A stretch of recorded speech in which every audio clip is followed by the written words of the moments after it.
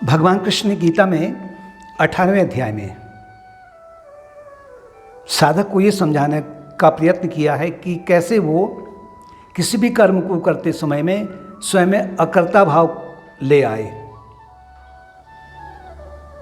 तो उसको भगवान कृष्ण कह रहे हैं अर्जुन को, अधिष्ठानम तथा कर्ता करणम च पृथक विधम विविधांश पृथक चेष्टा दैवम चैवात्र पंचमम, कि किसी भी कर्म को करने के लिए, चाहे वो शुभ कर्म हो चाहे अशुभ कर्म हो, चाहे वो शरीर से हो चाहे वाणी से हो चाहे वो मन से हो, मनसा वाचा कर्मणा, इन तीनों से कर्म होंगे। शुभ कर्म भी होगा और अशुभ कर्म भी होगा। तो इनको करने के लिए 5 जो कारण है वो मुख्य हैं। पहला है कर्ता अर्थात जीवात्मा या साधक कह सकते हैं, या और व्यक्ति हम कह सकते हैं। दूसरा, खेत चाहिए हमें। अगर किसी किसान ने खेत में अगर फसल को उपजाना है तो उसके लिए या तो किसान होना, एक तो किसान होना चाहिए, जीवात्मा हो गया। दूसरा है उसके पास में होना चाहिए खेत, उपजाऊ खेत होना चाहिए। तीसरा, उसके पास में उपकरण होने चाहिए, ट्रैक्टर है, फावड़ा है, कुदाल, जो भी है उपकरण होने चाहिए। और चौथा होना चाहिए पुरुषार्थ, चेष्टा। जब तक चेष्टा नहीं करेगा, पुरुषार्थ प्रयास नहीं करेगा तो बीज नहीं बो सकेगा। 4 तो वो उसके बस की बात है, वो करे या ना करे। लेकिन 5वां उसके बस की बात नहीं है, दैवम च पंचमम। जो 5वां जो दैवी कृपा है या जो ईश्वर है वो सब उसके हाथ में है। यहाँ पर वो स्वतंत्र नहीं है। अब वो कि माना जीवात्मा है, वो किसान के रूप में हो गया, खेत उसका अंतःकरण, उसका चित्त हो गया जहाँ उसने फसल बोनी है, उपकरण उसका 5 ज्ञानेंद्रियाँ हैं, 5 कर्मेंद्रियाँ हैं, मन है, बुद्धि है, अहंकार है, ये उसके उपकरण हो गए। चेष्टा होगी कि उसने प्रयास किया, शुभ प्रयास किया, अशुभ प्रयास किया। साधक है तो शुभ प्रयास करेगा, जप है, ध्यान है, सेवा है, चिंतन है, ये उसका प्रयास हो गया। इसके बीज वो बोएगा, दैवी गुणों के बीज उसने अपने चित्त की गहराई में उसने खेत में उसने बो दिए हैं।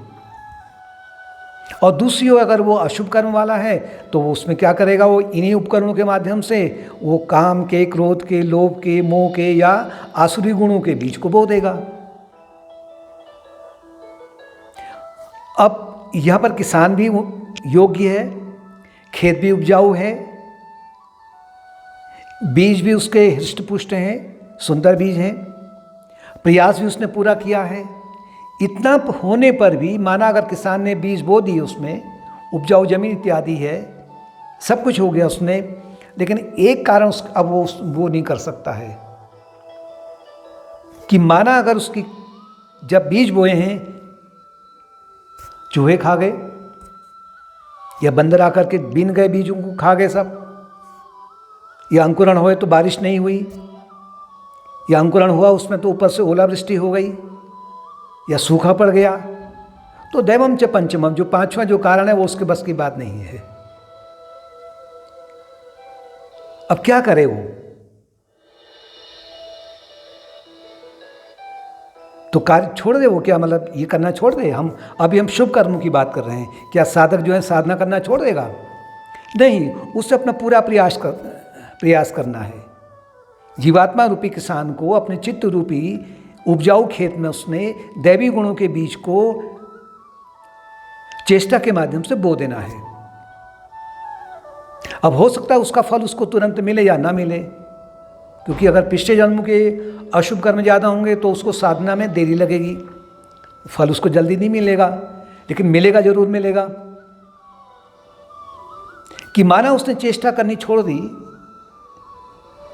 किसान भी है, खेत भी है, उसने उपकरणों का प्रयोग नहीं किया, बीज उसमें सद्गुणों के नहीं बोए, उसमें दैवी गुण के बीज नहीं बोए, उसने कहा कि जब आसमान से ऐसे ही होने वाला मैं क्यों बोऊं? कि माना अगर मौसम बड़ा अनुकूल हो जाएगा तो समय पर वर्षा हो जाती है, चिड़ियों ने दाने नहीं चुगे, बंदर भी नहीं आए, उसमें सूखा भी नहीं पड़ा, अनुकूल मौसम हो गया तो खेती लहराएगी।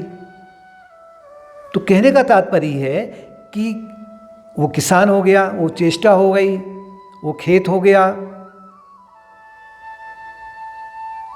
तो उसमें मैं की बात कहाँ से आ गई कि मैंने किया, वो ये बात कहाँ से आ गई?